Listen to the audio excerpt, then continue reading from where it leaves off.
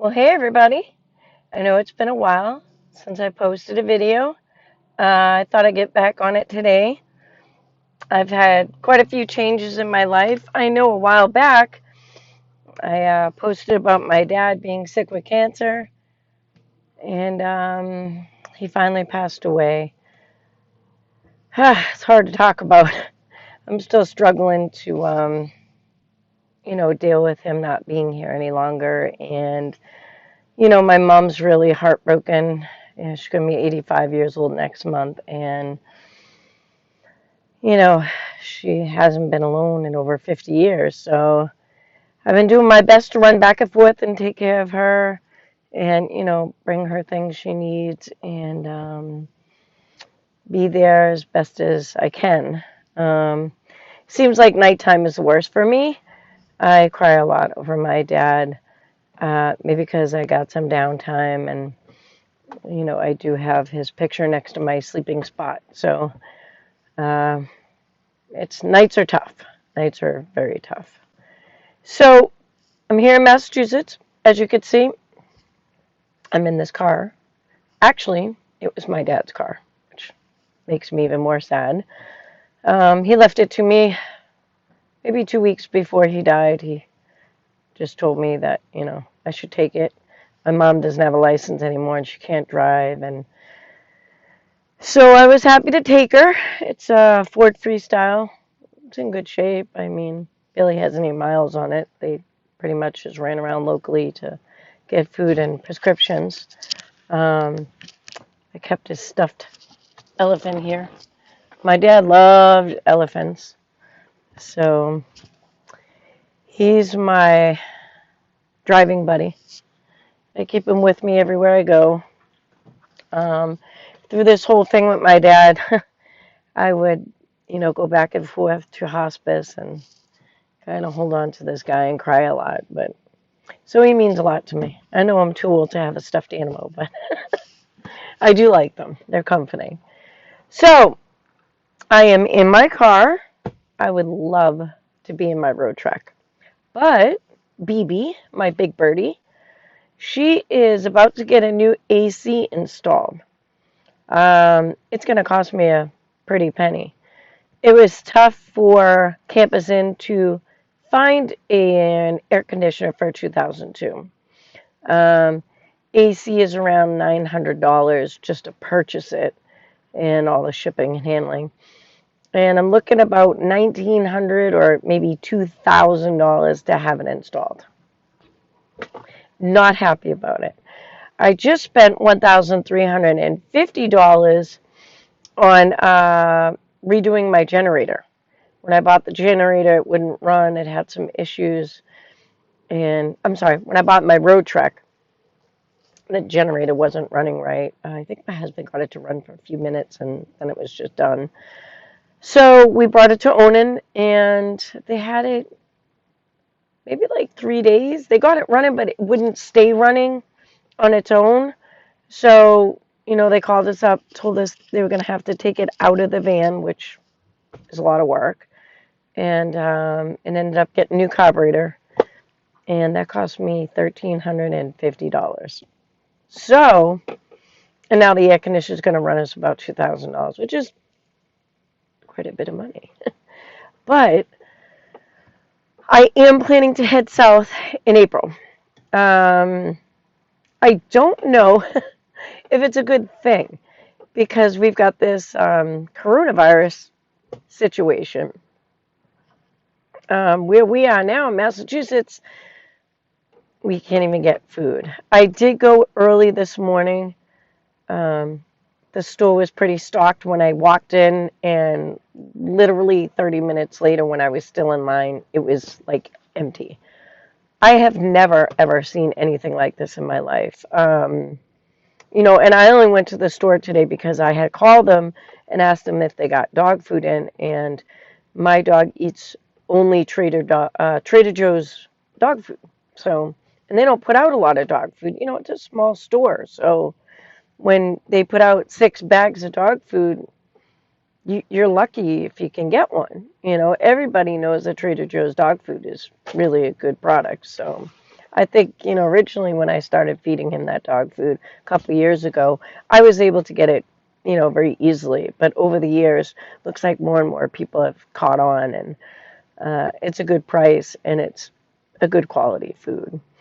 So I didn't even shower. I like threw on my coat, my hat. That's why I'm wearing a hat today. And I got down to Trader Joe's and there were 3 bags left. So I was like, oh no. I grabbed 2 and I left 1. I really wanted to grab all 3, but I just felt like, well, somebody else is going to need it. Somebody else's dog is going to want it. And you can't just switch up dog food. They get really sick if you switch them up too fast. You're supposed to, like, if you're going to change your dog food, you're supposed to just give them a little bit at a time of the new stuff until their stomach adjusts to eating a new product. So I was nice enough and left a bag and grabbed 2. I have a lab border collie mix, who's kind of a big dog. So, those bags go fast. And I did grab some cans of dog food. And what I do with the can is I kind of, put it a little bit on the dry food, soften it up for him. He's almost 15 years old. So, and I had 6 of his teeth removed. So he doesn't have a lot of teeth to eat with. So, but I was grateful, and I mean grateful, to get those 2 bags of food. Made me feel a lot better knowing that I've got the dog food for him. And he's my buddy. So he's pretty old, like I said, and I don't want to cheat him of any good meals. So um, we stocked up a little bit here and there when this coronavirus started showing up in mass. My husband thought I was crazy. My friend's like, oh, you're overreacting. And, I didn't really feel I was overreacting. I said, well, better safe than sorry. I got a couple of teenagers at home, and I've always got other teenagers coming in and out to hang out with mine, and food goes really quick in my house.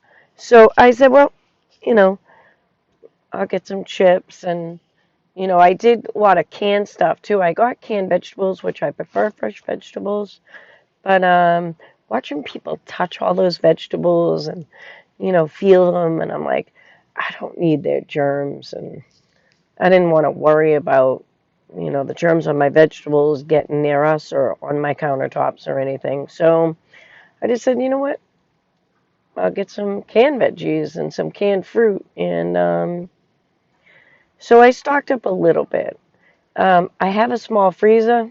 I can't fit much in it, really. So, especially if I get a boxed food for the teenagers, something crappy that's not good for them, but they love to eat it, that takes up a lot of room. So basically, I I have food, but I won't say I'm stocked up. As far as the toilet paper situation, man, people are going crazy for toilet paper. I'm sorry.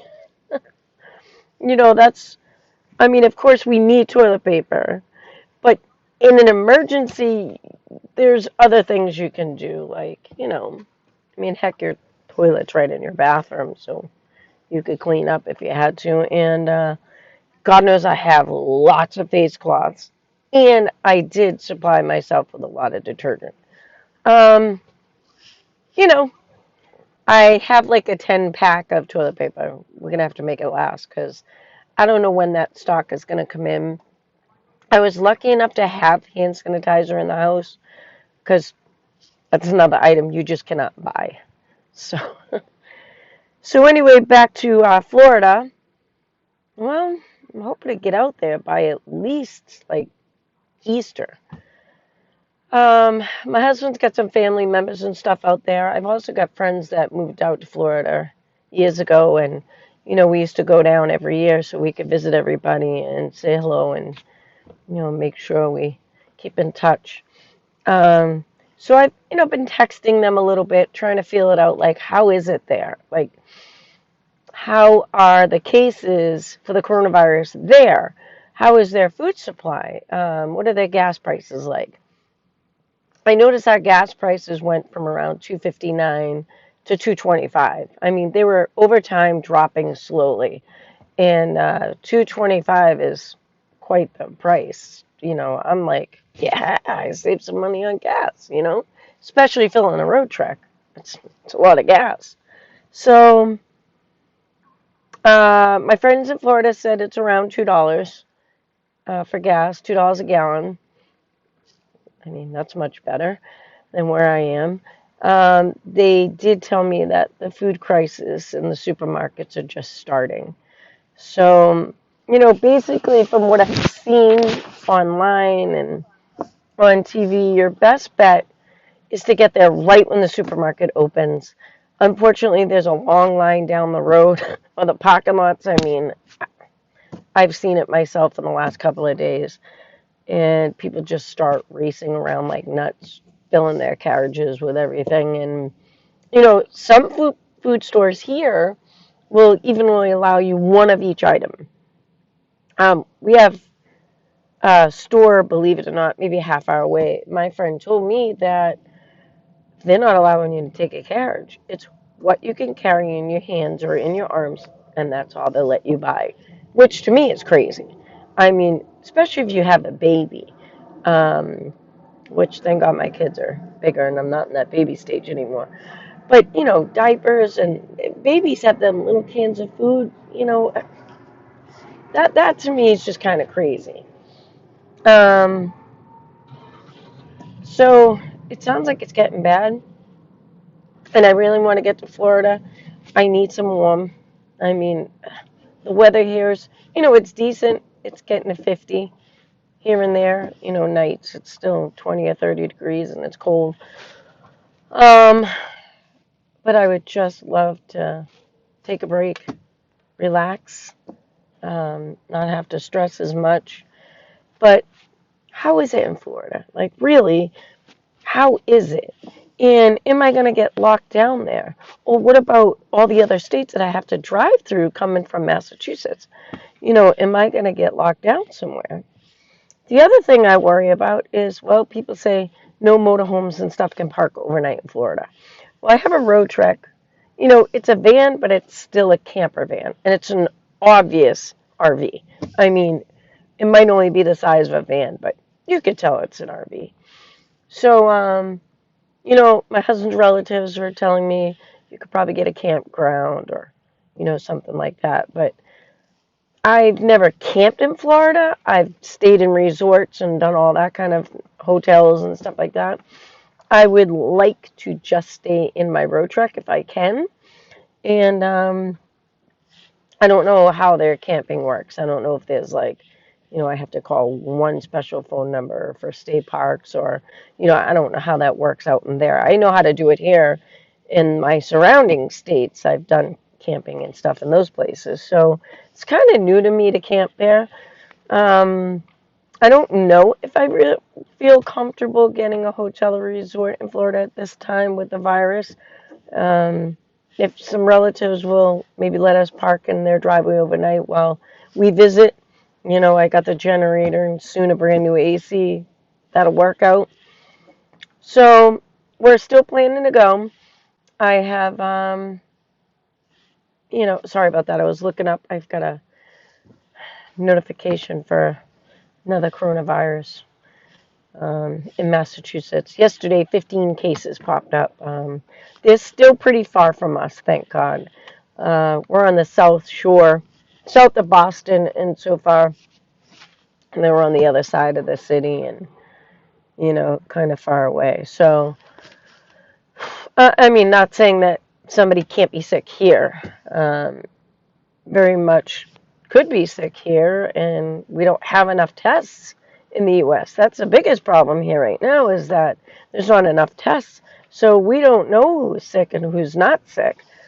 Yesterday, they decided to shut down our local school system until March 30th. I was kind of waiting for that to happen. I saw other towns nearby, they were shutting down, and the town I live in wasn't. Um, I don't really worry about that too much. My daughter's still homeschooled. She doesn't attend school. I am not a fan of public schools. I just find them to be so much different from when we were kids and when we went to school. And I feel like, In Massachusetts, we're just teaching those kids to pass a test that, really only benefits the school system. If everybody gets good grades on this MCAS test or PARCC test, the school gets a ribbon. That doesn't really benefit my kids. I want my kids to learn what they need to know to get by in life, to prepare themselves for a future and to have a good job or go off to college, whatever they're going to do. Um, and I feel that, Khan Academy is appropriate. It's really good for teaching at home. My one of my boys was homeschooled for a while and he really enjoyed it, but he wanted to go off to high school. He's in his last year, thank God. He goes to school out of town and he likes it. He'll be done in May. My daughter, I will probably homeschool her all the way through. She's only in sixth grade right now. If she wants to go to school, I'll let her. Not thrilled about it. I mean, yesterday in our local school here, they found a stranger walking around the halls, and somebody asked him, like, how do you get in? Or I guess a student saw him knocking on a window and let him in. Crazy. But the crazier part is when the police came to check on him and to speak with him, he spat on them, had a big fight with them, and they found a huge steak knife in his pocket. Now, what was he going to do with that steak knife roaming around high school? Times have changed, and I just don't feel comfortable with my daughter in the school system. Teachers are doing funny things, coaches are doing funny things. Our superintendent recently got in trouble and not fired, but let go for some inappropriate behavior with several students. So, I value my children too much. Some people homeschool for religious purposes. We're not one of those. Um, I'm okay with that. I have friends that do that. We enjoy their company and learning together. I basically homeschool because I feel it's a better environment for my daughter. She's a beautiful girl and she's safe with us. She's learned important ways to behave and she knows what's appropriate and not appropriate. And it also helps with the traveling. If we want to get in Big Bertha, my BB van, and we want to hit the road, we can. We take our schoolwork with her, and we travel. And that's the blessing of homeschooling is you can have van life. So, we plan on maybe doing some schoolwork with her when we're gone next month. Um, not a whole lot. We're at the end of the year. She was online school for most of the school year, which I found to be a real lot of work. I mean, it was like a good 6 hours of work every day to do online school. And online school has testing, state testing, and I don't find state testing appropriate. So we just took her out and we're back to teaching her ourselves.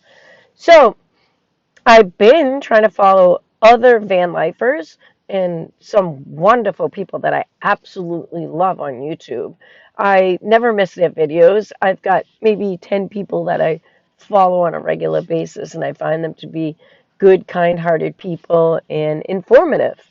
Between cooking meals on the road and RV safety and, showing the beautiful places they go to. So I've been trying to find some places to camp in Florida by watching other RVers, and God, there's some great places, and it looks like a lot of fun. Um, so hoping to get there, and for now, I'm looking at this ocean because where I live is absolutely beautiful. We live right on the water. We have the beach on one side and the open ocean on the other, the bay. Hold on, take a look at this. How's that? Yeah, it sure is pretty out here. This is one of my favorite spots to come to. There's an island across the way. Um, when I was a kid, a family lived over there, and they would take their boat every morning and come this way so they could go to school because there's no school on that island. Um, and we would see all the kids get off their little boat every morning and run into the school, which is literally right behind me. Like we have a school on the water, which is absolutely beautiful, but very distracting when you're trying to do schoolwork. I won't lie. So there's other islands here. Um, out here's It's got a lot of old prisons from the war back in the day. That's a fun island. We take our boat over there sometimes and spend the day going through the old jail cells. And, now they've got like, quick food over there, like hot dogs, hamburgers, so you can have a picnic. And, it's a very popular spot in this town. And right here, people have started building, oops, sorry, this really cute memorial. I actually put my father's name on a rock and piled it up. And this has become a big thing in the past year. Um, People will grab the marker that's left there and write their name of a loved one on a rock or leave a mass card. Um, put flowers in the summer. People put flowers or candy and stuffed animals or anything to remember their loved ones by. So I think that's kind of cool too. And I like to go over there and read the rocks and see who's passed and say a prayer for them. So, this spot ties me over. I tend to come here in the morning or in the evening and, take a break and a breather. Help me get through the winter this year and help me think about my dad. My dad loved this spot. He always took us here when we were kids. We would come down here and watch the fireworks because Boston's straight across the other side of this body of water. And you could see the beautiful fireworks display that they do in the Esplanade. And that's where we grew up, watching them. So anyway, I'm glad I got another video out. As soon as I start traveling in a few weeks, I will definitely take lots of videos. As I've said, I'm still using my phone. I haven't figured out how to edit. I really haven't had the time to do it. I would like to learn how to do it. But for now, these are Mandy on the road. Hope to see you soon. Take care. Bye.